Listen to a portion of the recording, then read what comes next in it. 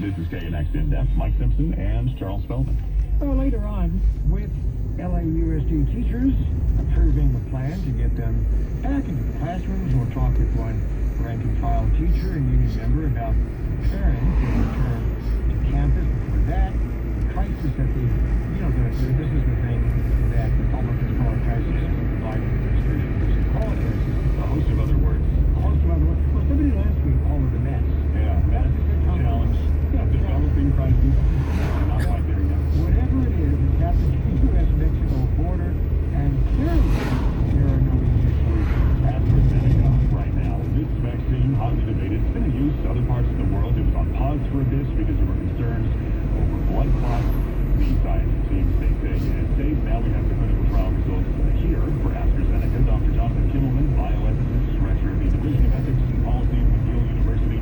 He studies clinical drug trials. So, Doctor, thanks for being back on the show. Let's just start with the straight efficacy findings. It's pretty good for this one. Yeah, this is great news. It's great news for Astra. It's great news for tackling the pandemic. It's a very highly effective vaccine, and it affirms that this ought to be probably, at least this evidence suggests that this vaccine ought to be considered along with the other vaccines that are approved.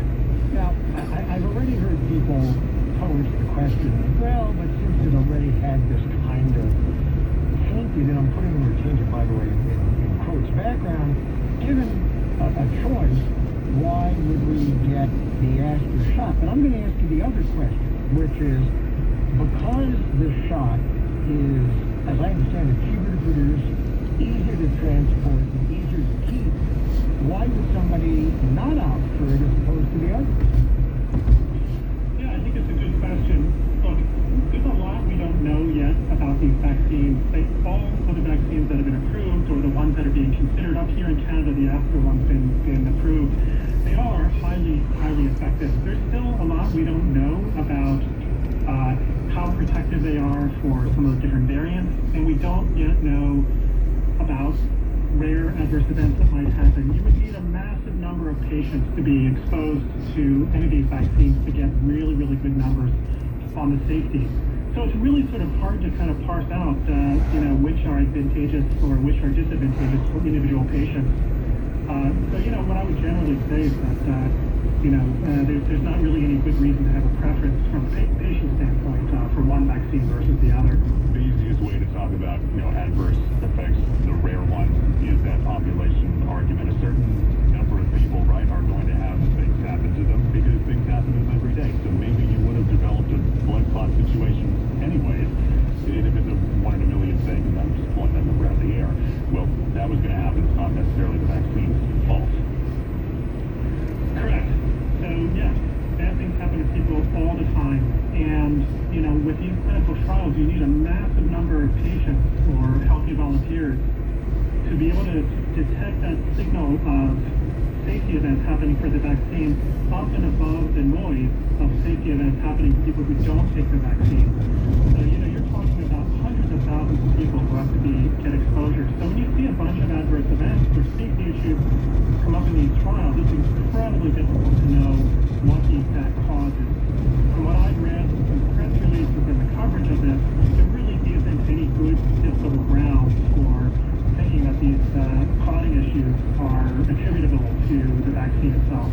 So now that we know for a fact that all of these vaccines now available work, is it time to do a trial that does compare one vaccine against another? Is there a need for that? I think it would be a good idea to do head-to-head trials. One of the challenges, unlike most other diseases we deal with, this is an evolving pandemic. Some variants are going to be more prevalent in some places than others, and some vaccines, that might be highly effective now might be less effective later. So I think there's a lot that we don't know in terms of this vaccine and how useful they're going to be for certain aspects of the pandemic. Running head-to-head trials would be a great way to try to resolve some of those questions. Dr. Jonathan Kimmelman, Division of Ethics and Policy at McGill University. Nice. Now, Johnson & Johnson's single-dose COVID vaccine, the Astra one,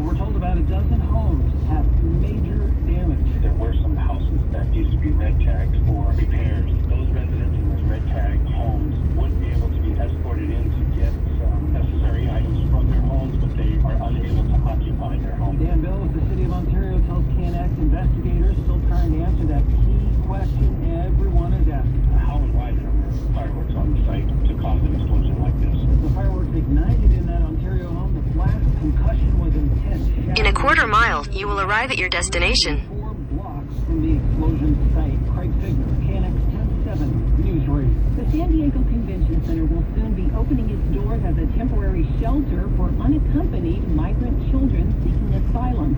According to the U.S. Department of Health and Human Services, the site will be used for about 3 months, with the average stay for each child from 30 to 35 days. Plans are to provide You've arrived. food, medical care, a place to sleep, showers, as well as an area for them to play. No date has been given for the opening of the convention center for migrant children. Right now, it's being used by the group Operation Shelter to Home as a program to protect people experiencing homelessness from COVID-19. And the Lakers family loses another superstar of his era. He spent 22 seasons as general manager of the Clippers and won the NBA Executive of the Year with them in 2006. But before that, Elgin Baylor was quite the NBA player with the Lakers. Bleacher Report's Eric Pincus on just what kind of player Baylor was.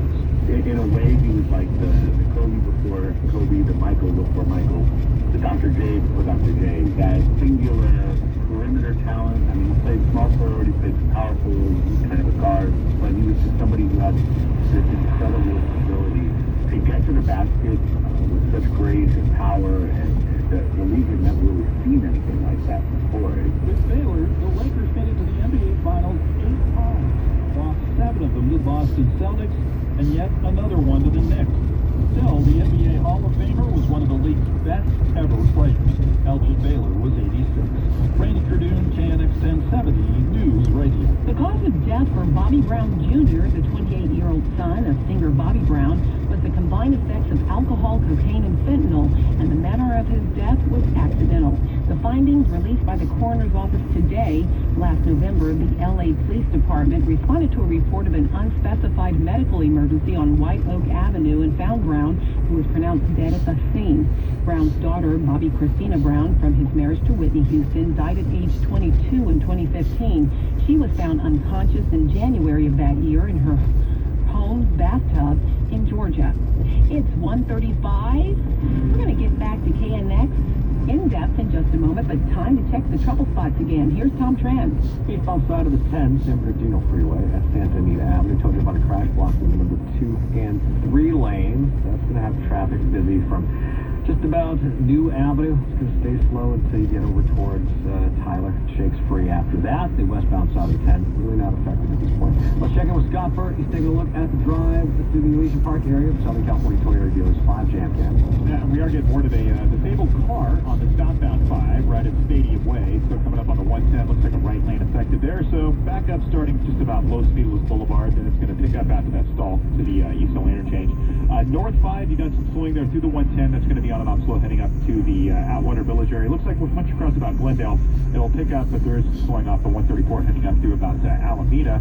We do have an issue on the 405 here, LAX and Bryan. This is police activity. Looks like the end of a pursuit, possibly an overturned car. I can see traffic in both directions almost stopped. 405 at La Chihera. Looks like this initially was on the northbound side of the 405. And again, I'm looking at our jam cam, and traffic is almost completely stopped. Police activity, 405, La Sierra. If you can avoid the area, if you can use Sepulveda at least for some of your travels, that will work. If you're coming down La Cienega, that will let you join that 405 past all that slowing. Your next report, 145. More reports, more off the top. CarsonToyota.com. 24-hour traffic.